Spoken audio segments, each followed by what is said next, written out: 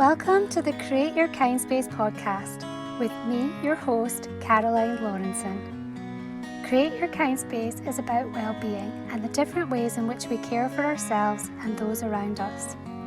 We are here to offer companionship and practical tips to brighten your day.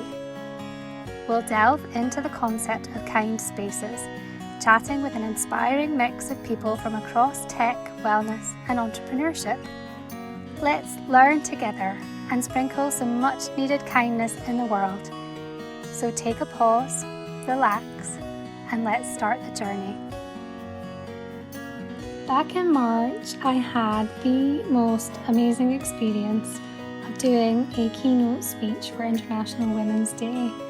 It honestly was a magical, crazy, incredible thing to do, and I wanted to be able to share some of that with you. I thought it would be really nice to record what I wrote, and I hope that you enjoy it. I hope it helps, and let me know what you think.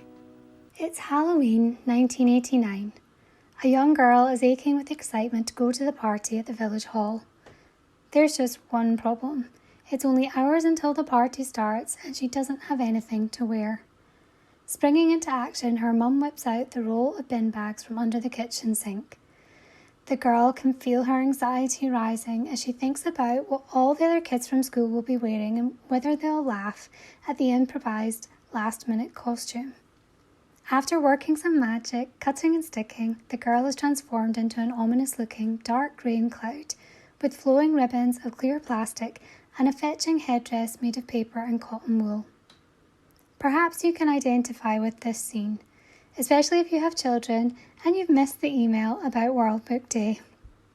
I don't know about you, but this is not what I envisaged when I had kids. Staying up past midnight, frantically sewing scales onto a How to Train Your Dragon costume before giving up and resorting to the hot glue and then kicking yourself because you could have just done that in the first place. As mums, we are the masters of improvising and juggling all the things. It's us that carry that mental load. Lunch money, after school activities, birthdays, worming the dog, worming the kids. It's exhausting.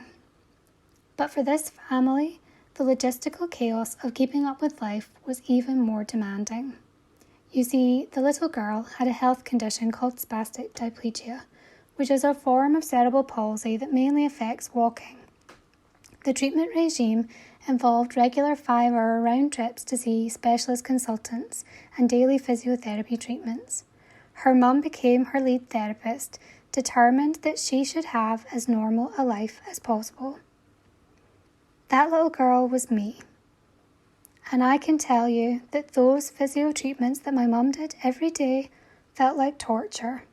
I don't know how she did it, how she coped with seeing me in so much pain and distress. But that wasn't the only stress in our lives. My dad was an alcoholic. By age 16, things were so bad I had to get out. I finished my last year of school living and working in a holiday park. I got paid £2.50 an hour to wait tables and clean rooms.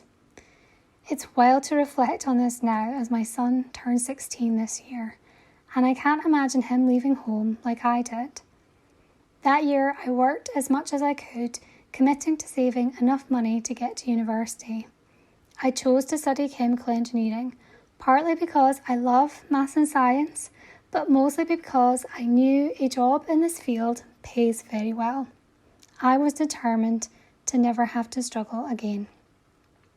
I graduated, top of my class, and then embarked on my career in the energy industry in Aberdeen, ticking off achievement after achievement, gaining chartered engineer status, winning the Oil and Gas UK Young Engineer of the Year, growing the consultancy department that I led to nearly £2 million a year in turnover, and finally becoming a Fellow of the Institution of Chemical Engineers.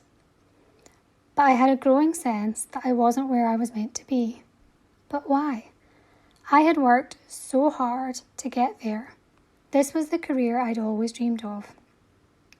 The story of my pivot into entrepreneurship is long and complex. Definitely a story for another day. I just knew there was more out there for me to discover, more for me to do, more impact that I could make. But I was afraid of making changes, afraid of trying something different.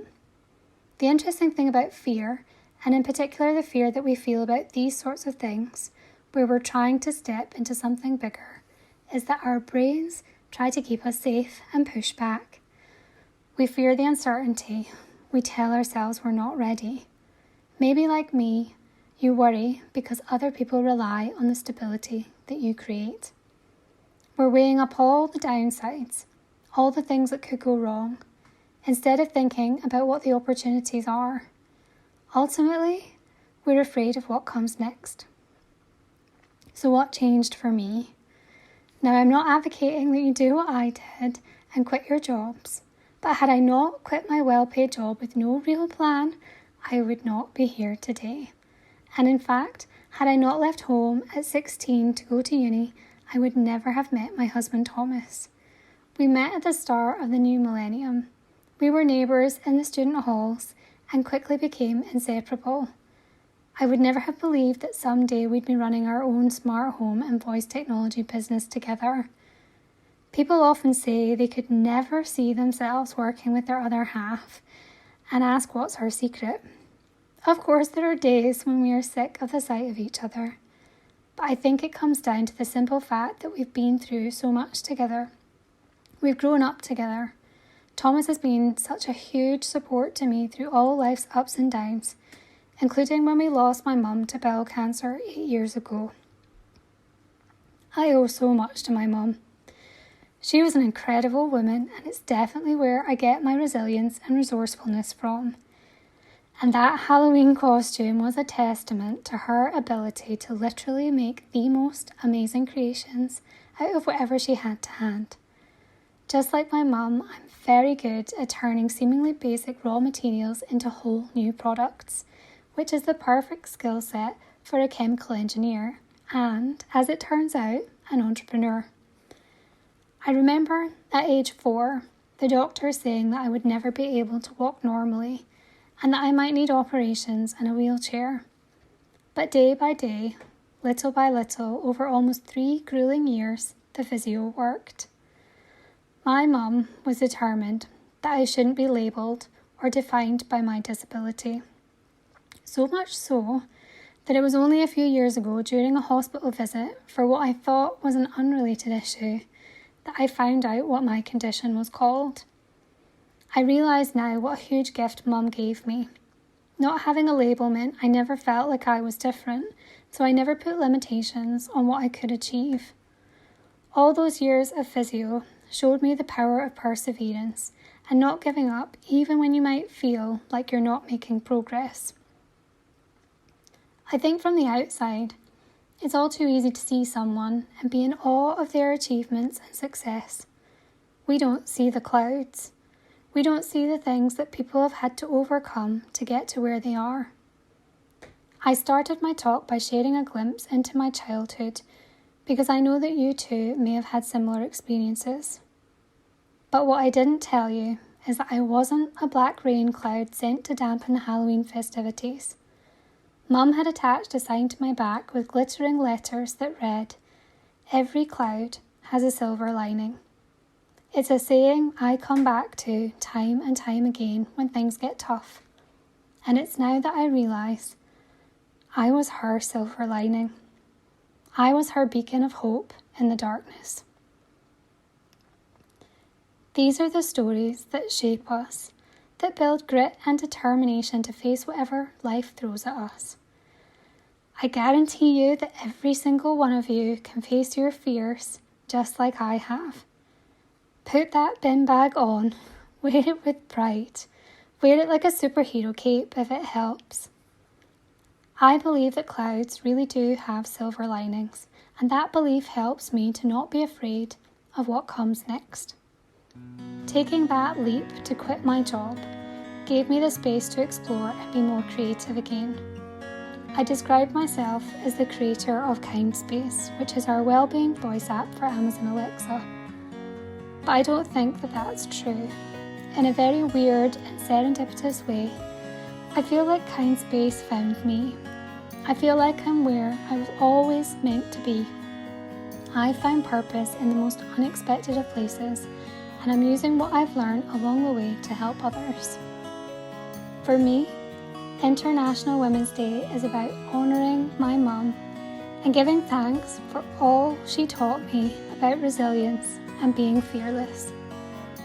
As I close, I ask each of you to lean into the things that make you feel afraid. Be curious about what comes next, and most of all, embrace the silver linings. As the podcast series continues, I encourage you to get in touch and share your stories and tips. I'd love to hear from you. Pop me an email at caroline@tltechsmart.com or message on social media at Create Your Kindspace.